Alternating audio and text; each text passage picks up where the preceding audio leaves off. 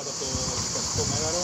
Ναι, ήθελα να σας δηλώσω ότι υπό το βάρος των αποδεικτικών μέσων ο αντίδικος δήμαρχος Αθλαίων Δημήτρης Κοστούρος υποχρεώθηκε να συνομολογήσει το περιεχόμενο της αιτήσεώς μου και των παράνομων πράξεων που αναφέρονται στο λόγο δικόγραφο και συνομολόγησε την χορήγηση προσωρινής διαταγής, η οποία έχει ως περιεχόμενο την απαγόρευση διέλευσης από την οικία μου σε απόσταση 200 μέτρων, την απαγόρευση των προσβλητικών και παράνομων πράξεων και των απαξιωτικών προς το πρόσωπό μου.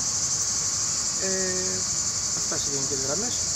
Εγώ θέλω να δηλώσω ότι εμείς, παρά τις δυσκολίες που αντιμετωπίσαμε αυτό το χρονικό σημείο, συνεχίζουμε δυνατά και πιο αποφασιστικά για να υλοποιήσουμε το όραμά μας για ένα καλύτερο Νάτιον και για το Δήμο μας να γίνει ένας Δήμος πρότυπο.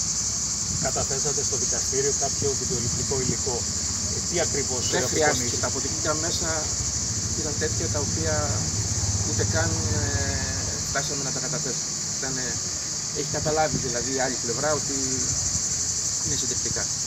Τι απεικονιζόταν σε αυτά? Εντάξει, αφήστε με να μην πω λεπτομέρειες και μόνο η συνομολόγηση του περιεχομένου αρκεί για να καταλάβετε ότι ό,τι περιγράφεται στο δικόγραφο είναι η μόνη αλήθεια. Για να καταλάβουμε και εμείς νομικά τι γίνεται από εδώ και πέρα.